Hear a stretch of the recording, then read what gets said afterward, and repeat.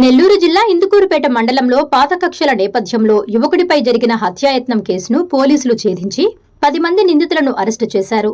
జిల్లా SP doctor Ajitha Vejandla ఆదేశాల మేరకు ప్రత్యేక దర్యాప్తు చేపట్టిన పోలీసులు నిందితులను అదుపులోకి తీసుకున్నారు. పోలీసుల కథనం ప్రకారం కుడితిపాలెం గ్రామానికి చెందిన షేక్ నాగూర్ బాబు 2024లో స్మైలీ అనే యువతిని ప్రేమ వివాహం చేసుకోగా ఆమె 2025లో ఆత్మహత్య చేసుకుంది.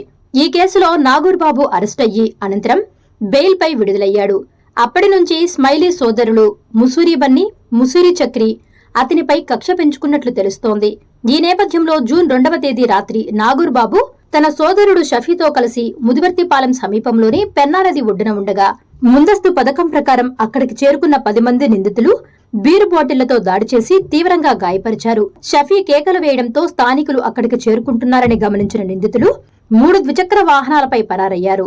తీవ్ర గాయాల పాలైన నాగూర్ బాబును చికిత్స నిమిత్తం నారాయణ ఆసుపత్రికి తరలించగా షఫీ ఫిర్యాదు మేరకు ఇందుకూరుపేట పోలీస్ స్టేషన్లో కేసు నమోదయ్యింది.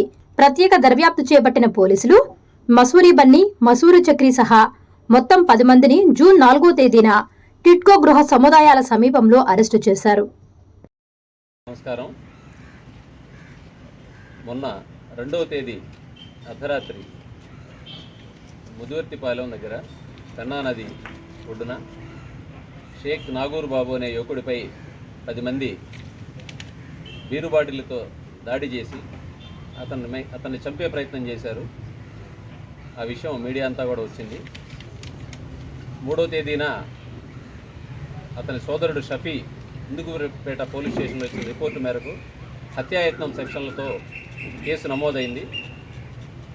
ఈ కేసు దర్యాప్తులో భాగంగా మా జిల్లా ఎస్పీ మేడం గారి ఆధ్వర్యంలో, రూరల్ డిఎస్పీ గారి నేతృత్వంలో ఇందుకూరుపేట ఎస్ఐ గారు, నేను, మా సిబ్బంది అందరం కూడా నిందితుల్ని ఐడెంటిఫై చేసి వాళ్ళని ఈరోజు మధ్యాహ్నం 3 గంటలకు టిట్కో హౌస్ కొత్తూరు అంబాపురం దగ్గర అరెస్ట్ చేయడం జరిగింది.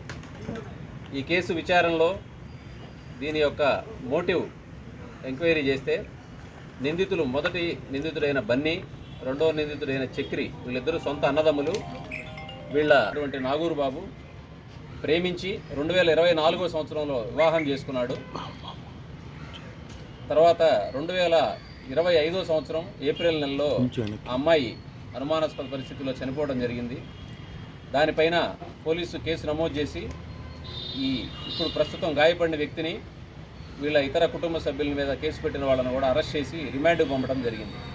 వాళ్ళు తదుపరి విచారణలో భాగంగా న్యాయస్థానం బెయిల్ మంజూరు చేస్తే బెయిల్పై వచ్చున్నారు ప్రస్తుతం. అప్పటి నుంచి ఈ అన్నదమ్ములిద్దరూ అతనిని చంపాలని చెప్పి ప్లాన్ చేసుకొని నిన్న 2వ తేదీ అర్ధరాత్రి ముదివర్తిపాలెంలో గ్రామంలో తిరణాలు జరుగుతూ ఉంది. ఆ రోజు ఆర్కెస్ట్రా ప్రోగ్రాం కూడా ఉంది. ఆ ప్రోగ్రాం దగ్గరికి ఇతను వస్తున్నాడనే సమాచారం తెలుసుకొని వీళ్ళు కూడా అక్కడికి వెళ్ళారు. ఆర్కెస్ట్రా ప్రోగ్రాం అయిపోయి సుమారు 12-12:30 గంటల మధ్యలో వాళ్ళు తిరిగి వెళ్ళే టైంలో వాళ్ళు యూరినల్స్ కోసం ఆగితే ఈ 10 మంది వ్యక్తులు అతని మీద మూకుమ్మడిగా దాడి చేసి బీరు బాటిల్తో అతన్ని విచక్షణారహితంగా పొడిచి గాయపరిచారు. పక్కన ఉండేటువంటి షఫీ పెద్దగా కేకలు వేయడంతో ఆ గ్రామస్తులు అక్కడికి వచ్చారని చెప్పి వీళ్ళు అక్కడి నుంచి పారిపోయి వెళ్ళిపోయారు. ఈ నేపథ్యంలో ఇందుకూరుపేట పోలీసు కేసు నమోదు చేసుకుని ఇమీడియట్గా 24 గంటల్లోనే నిందితులందరినీ మాత్రమే మీరు న్యాయాన్ని పొందాలి, అలా కాకుండా స్వతంత్రంగా చట్టాన్ని మీ చేతిలోకి తీసుకొని మీరు తప్పు చేస్తే చట్ట ప్రకారం మీరు కూడా శిక్షకు బాధ్యులవుతారని చెప్పి తెలియజేస్తూ ఉన్నాం. ఆ విధంగా చట్టాన్ని చేతిలోకి తీసుకొని ఇష్టం వచ్చినట్టుగా బిహేవ్ చేసే ఎవరి మీదైనా సరే కఠిన చర్యలు ఉంటాయని చెప్పి తెలియజేస్తూ ఉన్నాం. Thank you.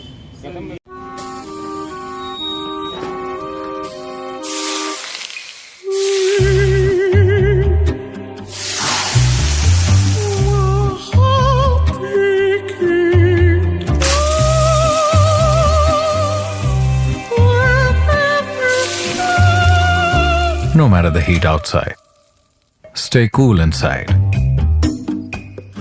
with energy-efficient windows from Asahi System Windows. Please subscribe SS News AP.